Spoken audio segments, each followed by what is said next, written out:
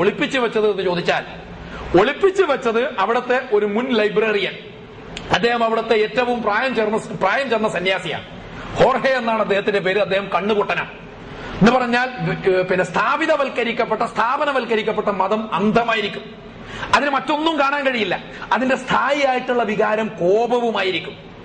മാത്രവുമല്ല, വല്ലാത്തൊരു അധികാര തൃഷ്ണയുണ്ടായിരിക്കും അതിന്. ഈ ഹോർഹെ വല്ലാത്തൊരു സന്യാസാനുഷ്ഠാനത്തിൽ ജീവിക്കുന്ന ഒരാളാണ്. ചിരിക്കാൻ പോലും പാടില്ല. അയാൾ പറഞ്ഞത് യേശു ക്രിസ്തു ഒരിക്കലും ചിരിച്ചിട്ടില്ല എന്നാണ്. വില്യം ഭാസ്കർവിൽ അതിനെ നിരാകരിക്കുന്നുണ്ട്. അദ്ദേഹം ഇയാളുമായിട്ട് സംവാദത്തിൽ ഏർപ്പെടുന്നുണ്ട്. അവസാനം ഇയാൾ പറയുന്നു, ചിരിക്കുന്ന മനുഷ്യനെ കണ്ടാൽ കുരങ്ങിനെ പോലെ ഉണ്ടാവും. വില്യം ഭാസ്കർവിൽ അതിന് സരസമായ മറുപടി പറഞ്ഞു, പക്ഷെ കുരങ്ങന്മാരാണ് ചിരിക്കാറില്ലല്ലോ. ചിരിക്കുന്ന ഒരേ ഒരു ജന്തു മാത്രമേ ഭൂമുഖത്തുള്ളൂ, അത് മനുഷ്യനാണ്. മനുഷ്യനാണല്ലോ ധാരാളം സർഗാത്മക പ്രവർത്തനങ്ങളിൽ ഏർപ്പെടുന്നത്. മനുഷ്യനാണല്ലോ ഭൂമിയിൽ വിപ്ലവം നടപ്പാക്കേണ്ടവനും. ഭൂമിയിൽ പരിവർത്തനം ഉണ്ടാക്കാത്തതിന്റെ പേരിൽ ഒരു കുരങ്ങിനെ പടച്ചതമ്പുരാൻ ചോദ്യം ചെയ്യില്ലല്ലോ. പക്ഷെ അതേ അവസരത്തിൽ അതിന് ശ്രമിക്കാത്തതിന്റെ പേരിൽ, ഇവിടെയുള്ള ദാരിദ്ര്യം ഉച്ചാടനം ചെയ്യാത്തതിന്റെ പേരിൽ, ഇവിടെയുള്ള മനുഷ്യർക്ക് സമാധാനം ലഭ്യമാക്കുവാൻ വേണ്ടി പ്രവർത്തിക്കാത്തതിന്റെ പേരിൽ അള്ളാഹു മനുഷ്യരെ ചോദ്യം ചെയ്യും എന്നാണ് നമ്മൾ പഠിക്കുന്നത്.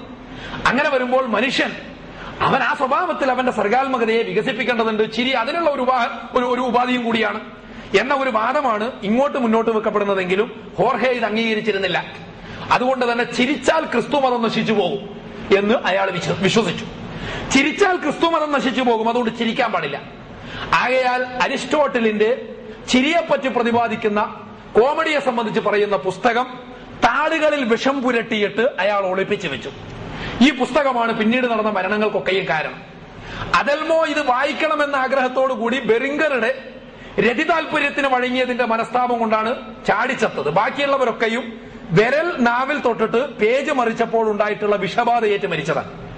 വിരല് നാവിൽ തൊട്ടിട്ട് പേജ് മറിച്ചു. അങ്ങനെ മറിച്ചപ്പോൾ ആ വിഷം വായിൽ തട്ടിയിട്ടാണ് ഇവരൊക്കെയും മരിച്ചത്. ഇപ്പോൾ ഇവരാരും ഇത് വായിക്കരുത് എന്ന് വിചാരിച്ചിട്ട് വിഷം പുരട്ടിയിട്ട്. വ്യവസ്ഥാപിത മതത്തിന്റെ മറ്റൊരു സ്വഭാവം ഈ വിഷമാണ്. അതിൽ വിഷം ഒളിഞ്ഞിരിപ്പുണ്ട്. അതിന് വമ്പിച്ച അധീശത്വ പ്രവണതയുണ്ട്.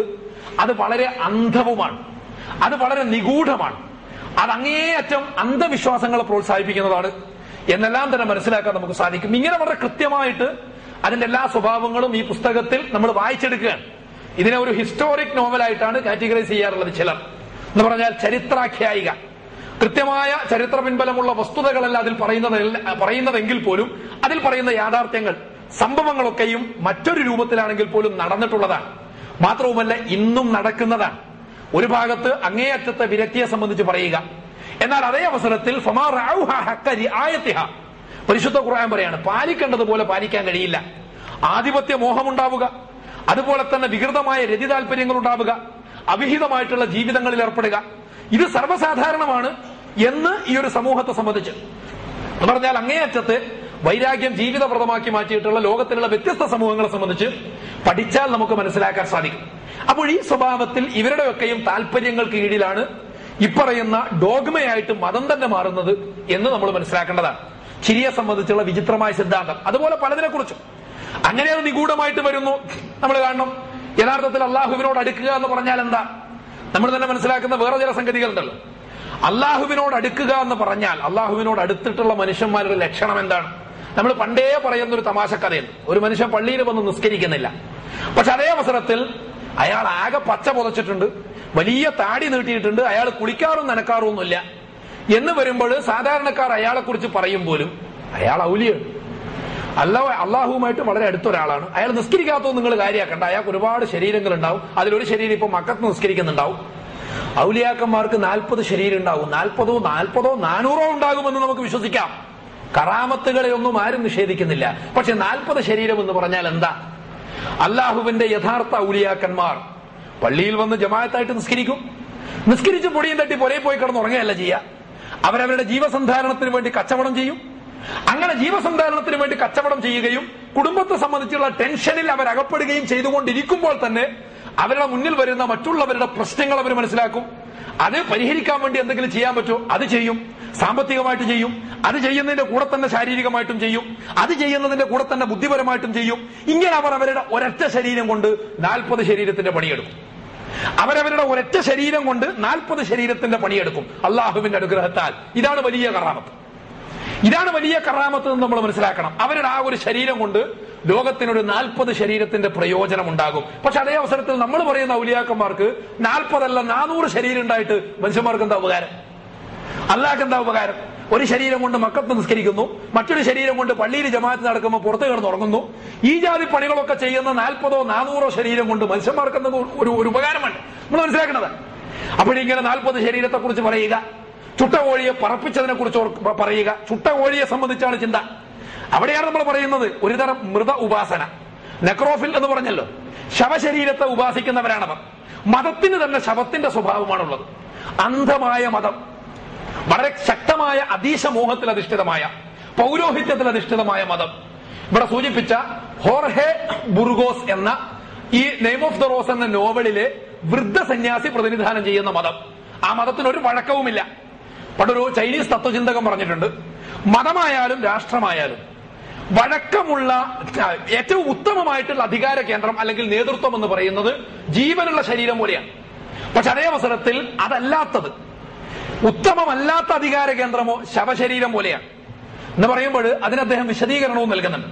നമ്മൾ പറഞ്ഞ ബയോഫിൽ നെക്രോഫിൽ എന്നതും കൂടി ഓർമ്മിക്കണം. ഒന്ന് ജീവനുള്ള ശരീരമാണ്, മറ്റൊന്ന് ശവശരീരമാണ്. ജീവനുള്ള ശരീരം എന്ന് പറഞ്ഞാൽ വഴങ്ങിത്തരും, നമുക്ക് വേണ്ടി വഴങ്ങിത്തരും. പക്ഷെ അതേ അവസരത്തിൽ ശവശരീരം ഒട്ടും വഴങ്ങിത്തരില്ല. അതെങ്ങനെയാണോ കിടക്കുന്നത് അങ്ങനെ തന്നെ കിടക്കണില്ല. എങ്ങനെയാണോ കിടക്കുന്നത് അങ്ങനെ തന്നെ കിടക്കും. അതുപോലെ ഭയങ്കരമായൊരു പിടുത്തം മതാനുഷ്ഠാനങ്ങളുടെ കാര്യത്തിൽ അതിന്റെ ബാഹ്യമായ ഘടന നിലനിർത്തുന്ന കാര്യത്തിൽ ഭയങ്കരമായൊരു മസലുപിടുത്തം. ഇങ്ങനെ ഘടന നിലനിർത്തിയിട്ട് അതിന് ദ്വാരമുണ്ടാവുകയും അതിൽ നിന്ന് മൂല്യങ്ങൾ ചോർന്നു പോവുകയും ചെയ്യുന്നത് പക്ഷേ അവർ മനസ്സിലാക്കില്ല. നിങ്ങൾ കടുക് ചോരുന്നത് അറിയും, പക്ഷെ ആന ചോരുന്നത് അറിയില്ല. കടുക് ചോരുന്നത് അറിയും, ആന ചോരുന്നത് അറിയില്ല. ഈ സ്വഭാവത്തിലുള്ള ഒരു അധികാര അല്ലെങ്കിൽ നേതൃത്വം അത് ശവശരീരം പോലെ, അതിന് വഴക്കമുണ്ടാകില്ല. എന്നിട്ട് അദ്ദേഹം പറയുന്നു, എന്നാൽ ശവശരീരം പിന്നീട് ജീർണിക്കും. ജീവനുള്ള ശരീരമോ അത് ജീർണിക്കുകയില്ല, അതെപ്പോഴും ജീവനോടുകൂടി ഉണ്ടാകും എന്നാണ് നമ്മൾ മനസ്സിലാക്കുന്നത്. അപ്പോൾ ജീവനുള്ള ശരീരം, മറ്റൊന്ന് മൃതശരീരം. ഇതുപോലെയാണ് ഈ പറയുന്ന രണ്ട് മതധാരകൾ. ഒന്ന് അങ്ങേയറ്റത്തെ സ്ഥാപനവൽക്കരണത്തിന് വിധേയമായിട്ടുള്ള മതം, അത് മതത്തിന്റെ മൂല്യങ്ങളെ ചോർത്തിക്കളയുന്നു. ദൗർഭാഗ്യവശാൽ ഇപ്പോൾ നമ്മളിവിടെ ഇത് പറയുന്നത് ഇത്തരത്തിലുള്ള മതസങ്കല്പമാണ് നമ്മൾ വിശ്വാസികളെ വലിയൊരളവ് വരെ സ്വാധീനിക്കുന്നത് എന്ന് നമ്മൾ തിരിച്ചറിയേണ്ടതാണ്. വലിയൊരളവ് വരെ സ്വാധീനിക്കുന്നത്. മതമെന്ന് പറഞ്ഞാൽ കേവലമായ കാട്ടിക്കൂട്ടലുകളാണ്, കേവലമായ കുറെ അനുഷ്ഠാനങ്ങളാണ്, കേവലമായ കുറെ ജഡിക ആചാരങ്ങളാണ്. അത് പ്രമാണങ്ങളിൽ പറഞ്ഞിട്ടുള്ളതിന് പുറമെ വേറെയും കുറെ ആചാരങ്ങൾ നമുക്ക് ഉണ്ടാക്കി തന്നിട്ടുണ്ട്. ഇതെല്ലാം കൂടി അനുഷ്ഠിക്കലാണ്. അതിനപ്പുറം വേറെ ജീവിത ധർമ്മങ്ങളൊന്നും അതുമായി ബന്ധപ്പെട്ടിട്ടില്ല. നമ്മൾ മനുഷ്യരെ കുറിച്ച് ചിന്തിക്കേണ്ടതില്ല.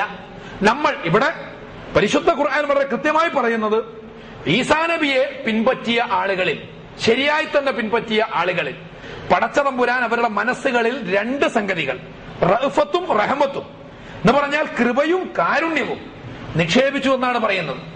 ഇപ്പറയുന്ന അനുഗ്രഹങ്ങളെ സ്വായത്തമാക്കുവാൻ വേണ്ടിയുള്ള പരിശ്രമമാണ് മതം എന്ന് നമ്മൾ തിരിച്ചറിയണം.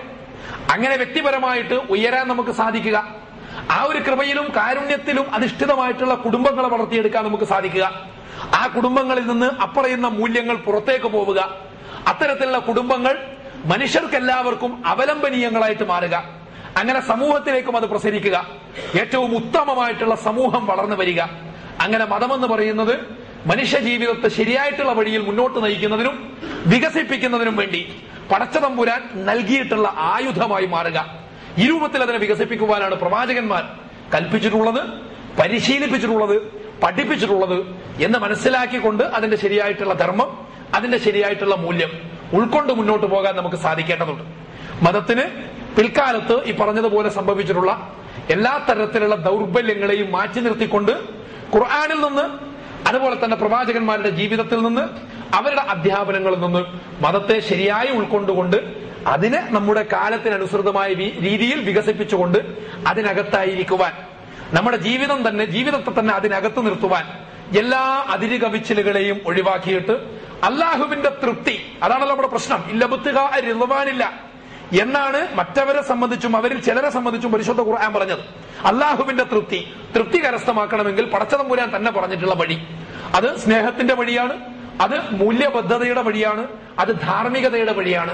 ആ രൂപത്തിൽ ജീവിതത്തെ പരിവർത്തിപ്പിച്ചുകൊണ്ട് മൊത്തം ലോകത്ത് തന്നെ ധാർമ്മികമായ ഒരു വിപ്ലവം ഉണ്ടാക്കിയെടുക്കുക എന്നതാണ് വിശ്വാസികളുടെ ബാധ്യത എന്ന് മനസ്സിലാക്കി ജീവനുള്ള മതത്തെ ഉപാസിക്കുന്നവരായി മുന്നോട്ട് പോകാൻ നമുക്ക് എല്ലാവർക്കും സാധിക്കേണ്ടതാണ്. അല്ലാഹു സുബ്ഹാനഹു വ തആല നമ്മെ എല്ലാവരെയും തുണക്കുകയും വിജയിപ്പിക്കുകയും ചെയ്യുമാറാകട്ടെ.